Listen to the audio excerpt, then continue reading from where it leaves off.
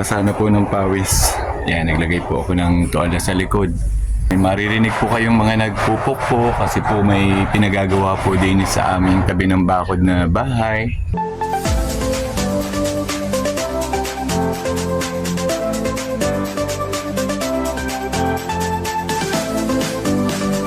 Kape-kape muna po tayo.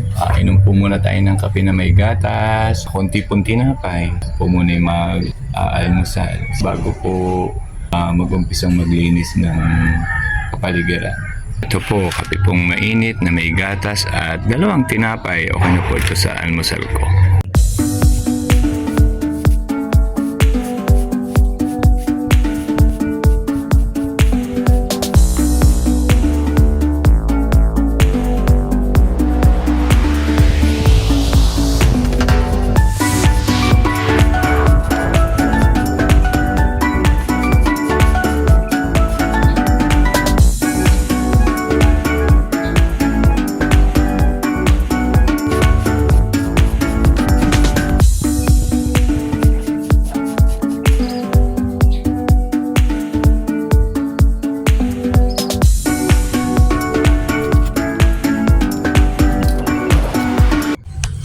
Tapos nang magwalis ng harapan, ubos naman ang kape at tinapay. Papunta na naman po ako sa garden. Katatapos ko lang pong magwalis-walis naman ang aming harapan. Malinis na po. Ayan po ang aking ginamit na pangwalis. Ako po ay pagka umaga po ay ito po ang aking morning routine. Habang pong nainom po ng mainit na kape na may gatas ay ako po ay pawalis-walis po ng area. Pwede pa po ang area na aking winalsan. Ayan, medyo mahaba-haba po ang aking walisin. Marami po pong walisin.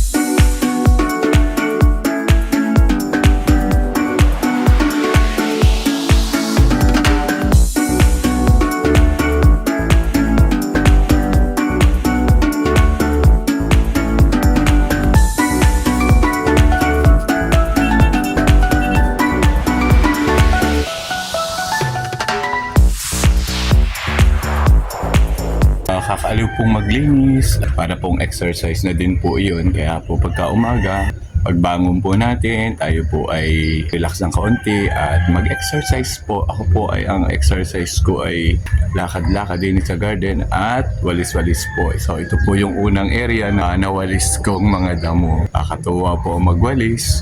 Malapit na po ang summer, nakakaramdam na po tayo ng init, sobrang init. Pag po summer, yan po ang ating kagandahan naman po ng halaman. Ang problema po, pag summer naman po, doon naman po talagang kailangan po nating magdilig ng halaman dahil talaga pong matutuyo. Pag hindi po natin sila diniligan, ay mamamatay po sila. Pero ito pong mga buwang ito, magagandahan po, magbubulaklakan po ang mga halaman. Nakaramdam na po natin yung init ng panahon. Kaya po nire-ready ko na rin po ang aking swimming pool, na mini pool ko. Baka po may gusto pong maglangoy-langoy ay aking pong lalagyan ng tubig. Magsabi lang po at welcome po kayo din sa aking garden. Habang hindi pa po ako tapos sa pagwawalis, magwawalis pa po, ililibot ko po muna kayo sa aking garden. Simpleng tour po. Ayan po ang aking mga halaman. Ayan po ang nagagandahan. Simple lang, nagagandahan pero simple lang pong mga halaman. Nakakatuwa din po talaga. Relax po pagising mo ng umaga ay magandang halaman po ang makikita. So ito po naman ang kamyas. Ayan, may bunga na po kahit pa paano. Isa laang po pala.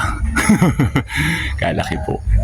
Yun po ang aking propagation area. Yan, nakalagay po yung welcome. Talaga pong welcome kayo. Yan.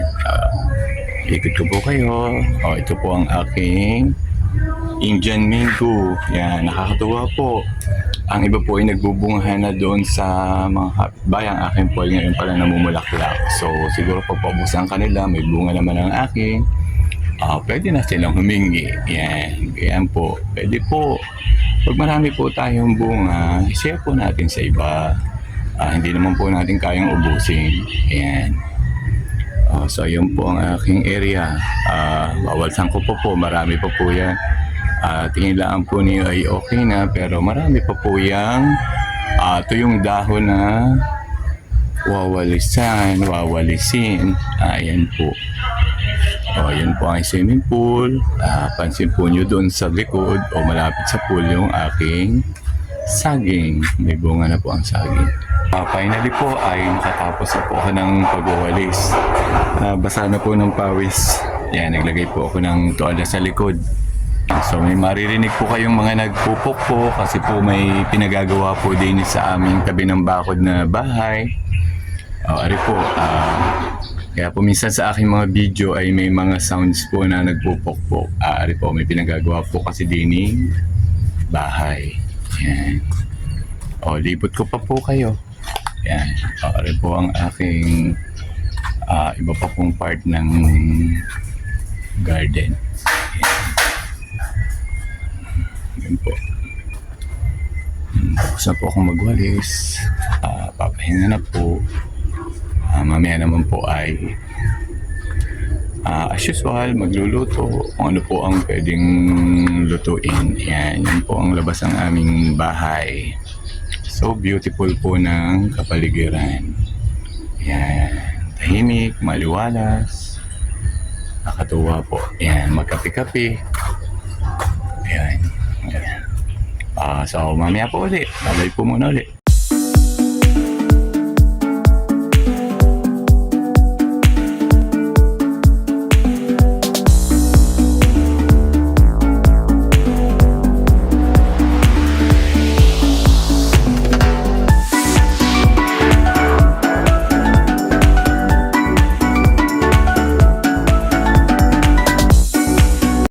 Ngayon ko lang po ipapakita po ang aking kwarto at para po makita din po ninyo na baka po isipin ninyo na ang nililinis ko lang po ay ang garden, o baka po sabihin ninyo sa garden lamang po ako masipag o malinis. Ay akin po din kaunti pong papahapyawan po ang aking simple pong kwarto.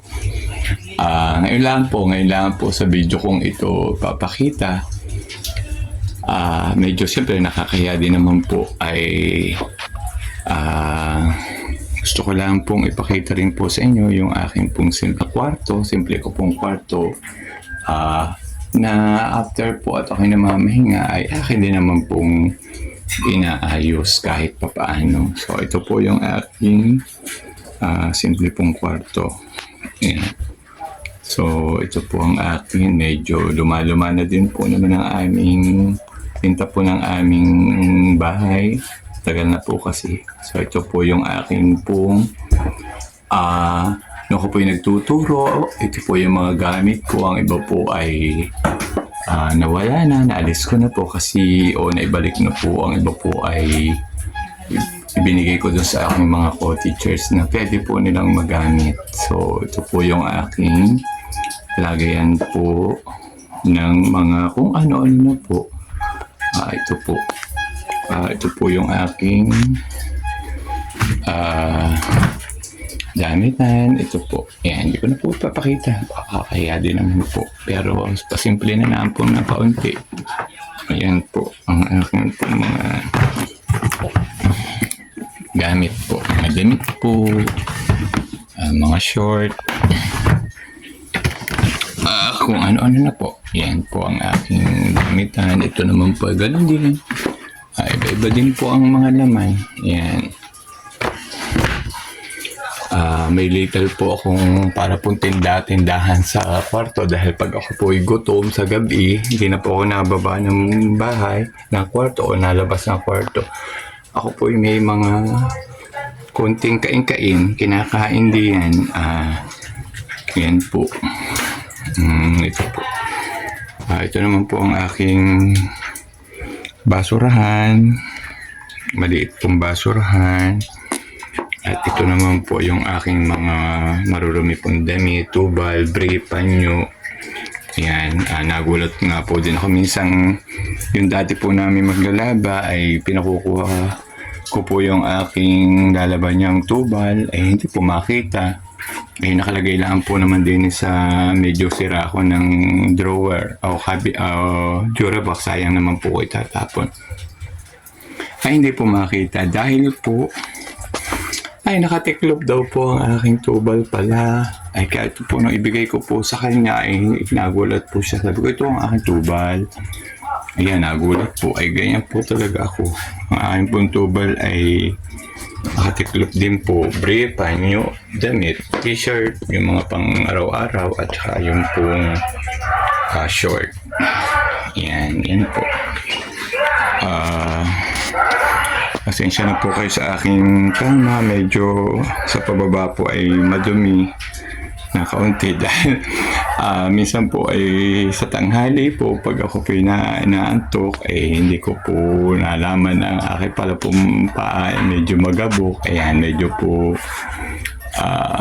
may kaunti na pong pikas-pikas ng dumi. Pero ayan naman po ay pinapalitan po pag sobra na po madumi, pag sobra na po ang dumi ay akin na pong pinapalitan ng cover po ng kama.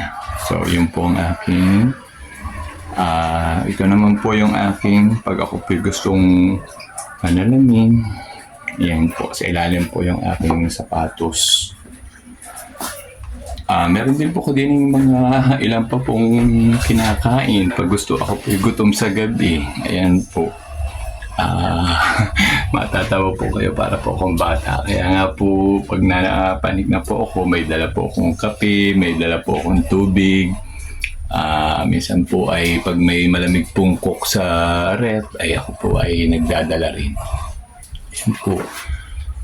May nakalabas pa po akong Quaker Oats at ako po ay balak namang magsampurado. So yan po. Yan. Sensya na po kayo. Kita din po niyo ako sa video. Ayan po ang simpleng gamit. Sa likod po ng pinto, ano po yung mga nire-ready ko po pag gusto ko pong umalis. Pag may bigla pong lakad, ano po ang jacket na sinusuot ko po pag nagmumul. Ayan. Alin naman po ang aking lagayan po ng mga pang-alis na damit, ng mga polo. Ayan po. Ayan po ang aking damitan. So, hindi ko na po masyadong napapagsusuot dahil hindi na po nagtuturo, hindi na po masyadong nakakaporma. Ay sa bahay na lang, sa garden na lang. Pag naman po nagmumul ay simple din na naman po ang suot. At ako, matatawa po kayo, may sekreto din po ako dyan sa likod. May mga nakalagay din po akong yan po ang nakalagay. May cook po at mga sesto. Pag po bigla po akong nauuhaw ay akin po. Posible po yun po ang aking inumin. Yan po ang baba. Ilalim lang po yung ilan ko pa pong sapatos na hindi ko po nagagamit. Yan. So pasensya na po kayo at pinakita ko lang po at dahil lagi pong halaman ay baka sabihin naman po nyo halaman lang ang aking naayos. So ito po, simple lang po. Hindi din po naman ganun kaganda ang aking kwarto. Simpleng kwarto po. Yan po. Yan. Malapit ko na pong palitan ng aking cover ng kama kasi po sa Haga Garden ko po ay siyempre po ay nakakalimutan ko pag pagod na bigla na lang po kung tutulog hihiga. So salamat po, pinakita ko lang po sa inyo. Ito yung po ay sa video ko, saan man pong video ko ito isasama ngayon ko lang po ito ipapakita. Salamat po.